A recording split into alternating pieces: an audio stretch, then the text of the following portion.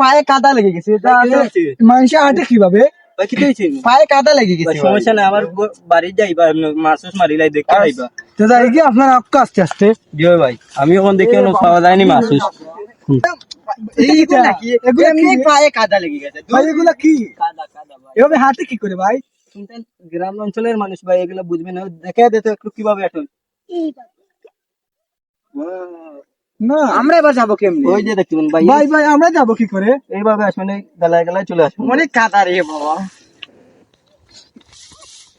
ভাই আমাদেরকে নিয়ে যান। জি ভাই, জি ভাই। পাই ধরে রে ভাই। আমার হাতে কাদা লেগে গেছে। আমার হাতে ধর। ও কাদা লেগে গেছে। আমাকে নিয়ে তো আমি যাবো কেমন?